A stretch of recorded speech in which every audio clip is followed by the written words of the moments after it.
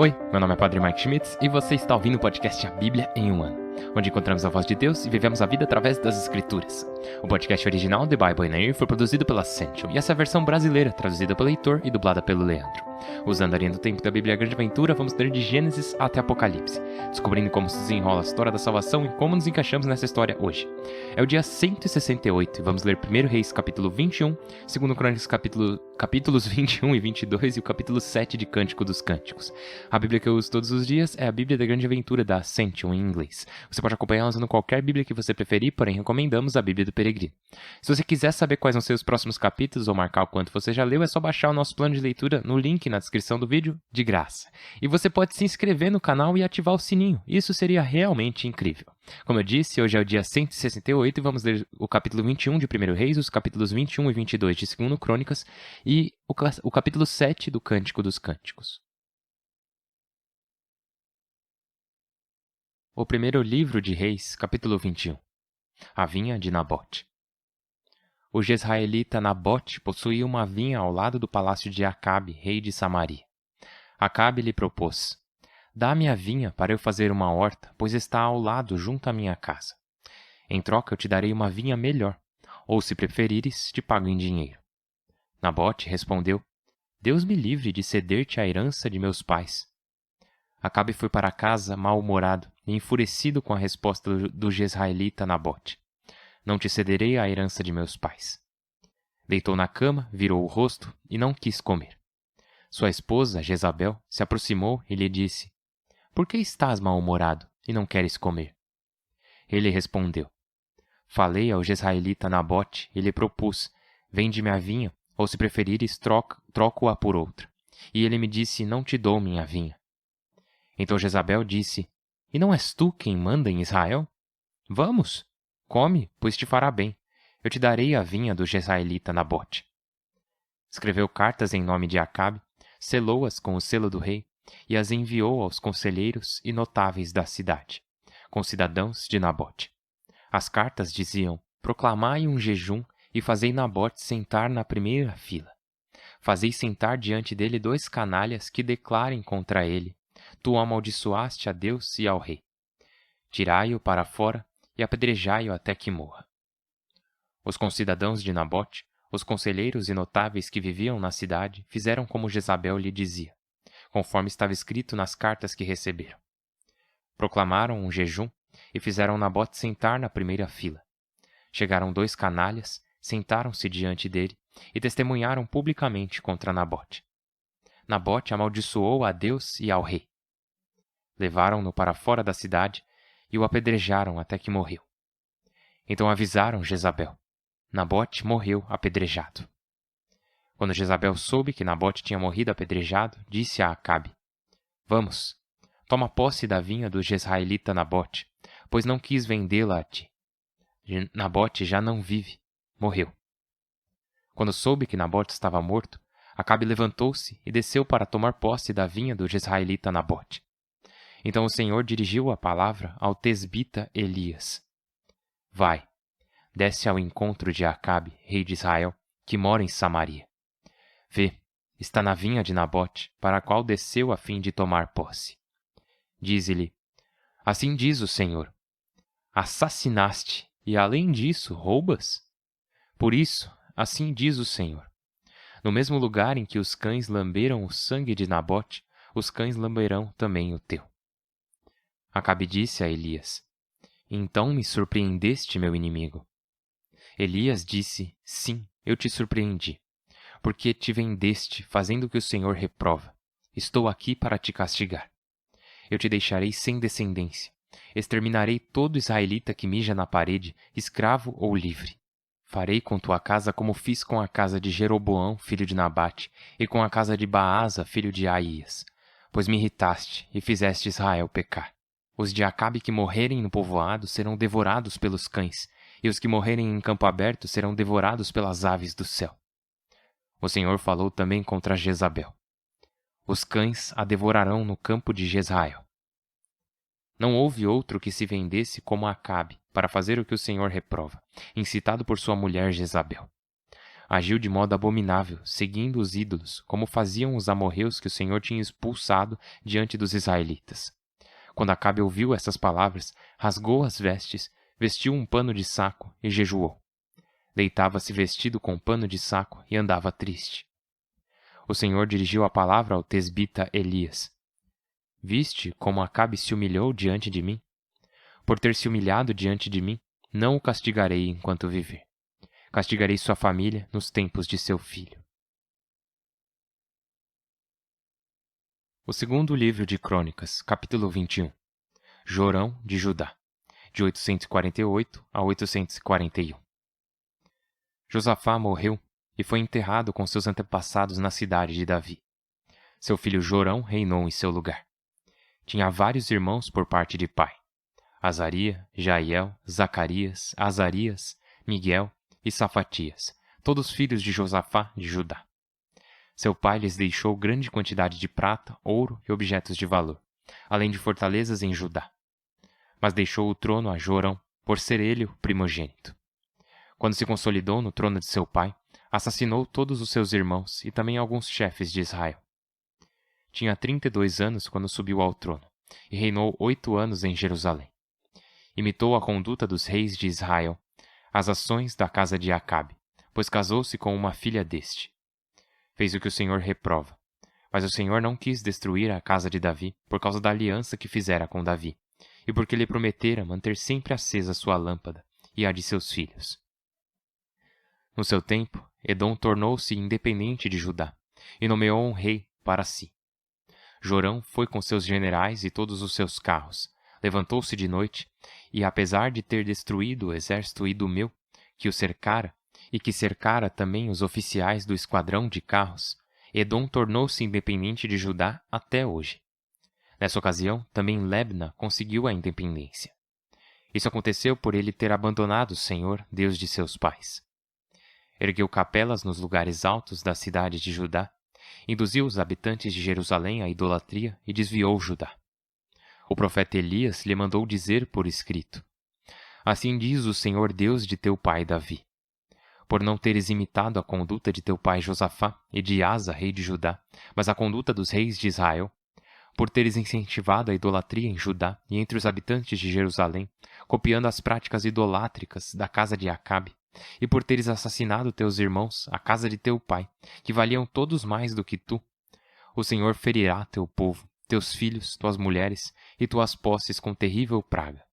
E tu mesmo sofrerás uma doença grave, um câncer que te consumirá as entranhas dia após dia.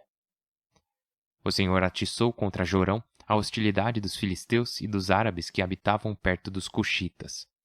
Subiram a Judá, o invadiram e levaram todas as riquezas que encontraram no palácio, com suas mulheres e filhos. Restou apenas o menor, Joacás. Depois disso, o Senhor lhe feriu as entranhas com uma doença incurável. Os dias se passaram, e no fim de 2 anos a doença lhe consumiu as entranhas. Morreu entre dores terríveis. Seu povo não lhe acendeu uma fogueira, como tinha feito com seus predecessores. Tinha 32 anos quando subiu ao trono e reinou 8 anos em Jerusalém. Desapareceu sem que ninguém o lamentasse. E o enterraram na cidade de Davi, mas não no panteão real. Capítulo 22. Ocosias de Judá, 841. Os habitantes de Jerusalém nomearam rei seu filho mais novo, Ocosias, pois o bando que ia ao acampamento dos árabes assassinou os outros. Assim reinou Ocosias, filho de Jorão de Judá. Tinha 42 anos quando subiu ao trono e reinou 1 ano em Jerusalém. Sua mãe chamava-se Atalia e era filha de Amri. Ele também imitou a conduta da casa de Acabe, pois sua mãe o incitava ao mal. Fez o que o Senhor reprova, como a casa de Acabe, pois ao morrer seu pai, eles foram seus conselheiros para sua perdição. Seguindo seu conselho, acompanhou Jorão, filho de Acabe, rei de Israel, para lutar contra Azael, rei da Síria, em Ramote de Galaade. Os sírios feriram Jorão, e esse voltou a Jezrael para se curar das feridas que lhe haviam infligido em Ramote, durante a batalha contra Azael da Síria.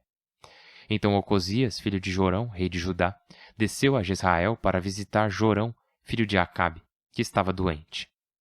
Com essa visita, o Senhor provocou a ruína de Ocosias. Durante sua permanência, saiu com Jorão ao encontro de Jeú, filho de Namsi, que o Senhor havia ungido para exterminar a dinastia de Acabe. E enquanto Jeú fazia justiça na dinastia de Acabe, encontrou as autoridades de Judá e os parentes de Ocosias que estavam a seu serviço, e os matou. Depois procurou Ocosias. Eles o prenderam em Samaria, onde se escondera, e o levaram a Jeú, que mandou matá-lo. Mas o enterraram, pensando, era filho de Josafá, que serviu ao Senhor de todo o coração. Na família de Ocosias não ficou ninguém capaz de reinar. Reinado e morte de Atalia. Quando Atalia, mãe de Ocosias, viu que seu filho tinha morrido, começou a exterminar toda a família real da casa de Judá. Mas quando os filhos do rei estavam sendo assassinados, Josaba, filha do rei Jorão, esposa do sacerdote Joiada e irmã de Ocosias, raptou Joás, filho de Ocosias, e o escondeu com sua ama de leite no dormitório. Assim, ela o ocultou de Atalia, que não pôde matá-lo. Esteve escondido com elas no templo durante 6 anos, enquanto Atalia reinava no país. O Cântico dos Cânticos, capítulo 7. Eu te darei o meu amor. Dança. Coro. Volta-te, volta-te, Sulamita. Volta-te, volta-te para que te vejamos. Ela. O que olhais na Sulamita, quando dança entre 2 coros? Coro. Teus pés formosos nas sandálias, filha de príncipes. Essa curva de tuas cadeiras como joia. Trabalho de ourives. Teu umbigo uma taça redonda, transbordando licor. E teu ventre montão de trigo, rodeado de açucenas. Teus peitos como crias gêmeas de gazela. Teu pescoço é uma torre de marfim. Tua cabeça se ergue semelhante ao Carmelo. Teus olhos, 2 piscinas de Ezebom, junto à porta maior. É o perfil de teu nariz como a saliência do Líbano, que olha para Damasco.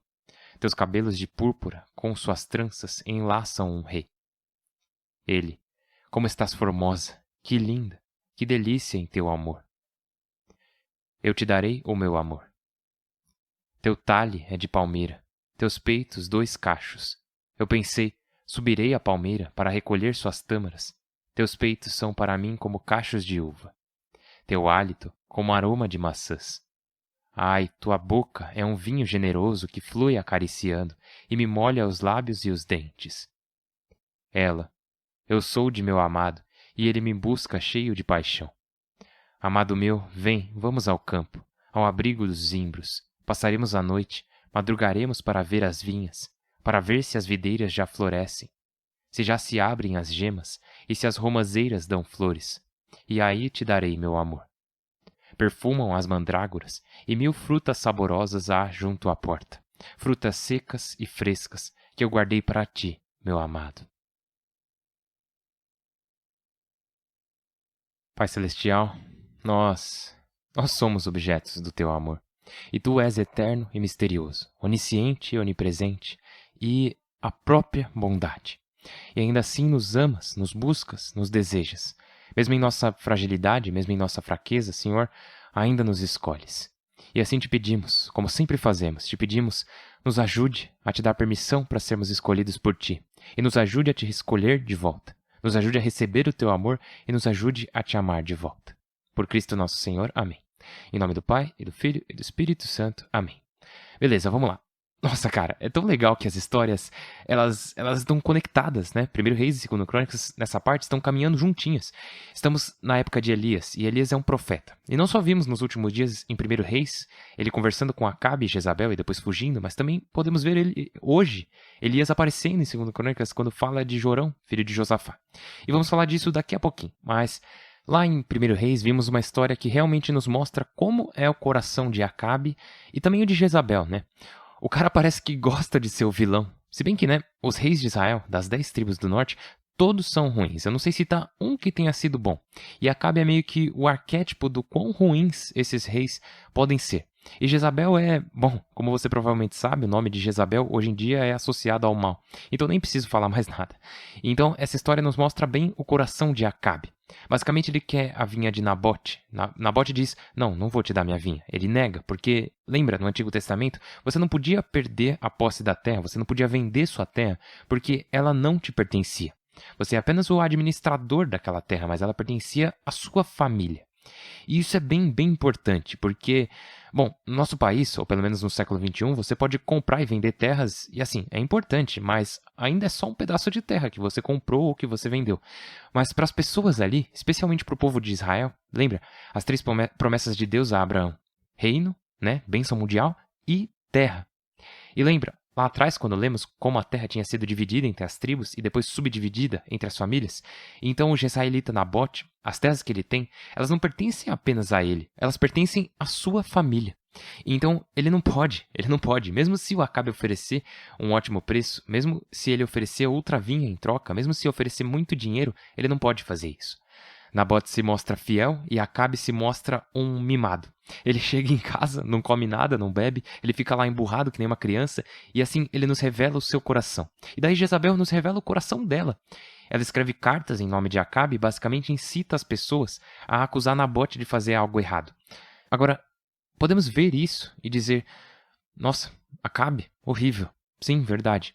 Jezabel, terrível. Sim, verdade. Mas também pensa. Ela escreveu as cartas em nome de Acabe, selou com o selo dele, enviou as cartas para os anciãos e nobres que habitavam em Jezrael junto com o jezraelita Nabote. E nelas ela escreveu para aqueles anciãos, para aqueles nobres e para aqueles 2 homens cruéis que acusaram ele, e todos concordaram com isso, e isso é algo para se pensar. Essa é uma daquelas partes que nos fazem ficar coçando a cabeça, tipo, tá, os nomes Jezabel e Acabe vão ser sempre lembrados como pessoas ruins. Mas e os nomes dos anciãos e daqueles nobres que nem sabemos quem são, mas que, no mínimo, cooperaram, né? Eles não fizeram nada para impedir o assassinato injusto desse homem Nabote que foi apedrejado até a morte. E, sabe, é o que dizem, né? Para o mal triunfar, tudo o que é preciso é que os homens bons não façam nada. E isso é exatamente o que acontece aqui na cidade de Nabote, em Jezrael. Esses anciãos e nobres seguiram com essa corrupção, seguiram com essa mentira, eles simplesmente deixaram acontecer. E por causa disso, Elias dá a ele a sentença de Deus e diz basicamente, Jezabel, você vai morrer. Acabe, você vai morrer. Daí Acabe se arrepende um pouco, então ele prolonga a sua vida um pouquinho, mas vamos ver que, olha o spoiler, ele morre no próximo capítulo. Então, antes do final de 1 Reis, Acabe já vai ter morrido. E enquanto isso, então, isso aí foi Elias mandando essa mensagem para o rei do norte, Acabe e sua esposa Jezabel. Mas hoje também vimos Elias participando no sul também, né? Lá com Josafá, que foi um bom rei. Fez muitas coisas boas, não era perfeito, mas não era ruim. Ele é um dos reis que poderíamos dizer, bom trabalho, Josafá, mandou bem. E ele tem um filho, Jorão, que se torna rei porque era o primogênito. E uma das primeiras coisas que ele faz é matar todos os seus irmãos. Todos os seus irmãos que seu pai tinha falado, olha, gente, eu vou deixar bastante dinheiro e posses para vocês que vocês possam ter uma vida boa, mas o trono é de Jorão. Deixem ele ser o rei. E o primeiro ato de Jorão como rei praticamente é matar seus próprios irmãos. E não só isso, mas Jorão se deixa levar por influência de sua esposa, que é filha de Acabe. E assim, em 2 Crônicas, fica falando toda hora que ele foi influenciado por Acabe. Ele agiu como Acabe agiu, ele seguiu o exemplo de Acabe, ele imitou o rei Acabe, né? E lembra, Acabe é o arquétipo do rei ruim. Então Jorão também foi um péssimo rei. E ele foi infiel, não só ao matar seus irmãos, né? Porque isso já é bastante infiel, mas também ele foi infiel na questão de adoração. E lembra, sempre que um rei é infiel, ele está levando o povo junto, ele está levando o seu povo à infidelidade. Ele está levando as pessoas para longe de Deus. E ao fazer isso, ele não está só adorando de forma errada e sendo infiel, mas eles também estão se colocando, ele, Jorão, está colocando o povo de Israel em uma posição de vulnerabilidade, porque quem tem protegido Israel? Porque o povo escolhido de Deus é tão forte, é tão protegido? Porque eles estavam sendo fiéis, porque Deus estava do lado deles. Deus luta por eles.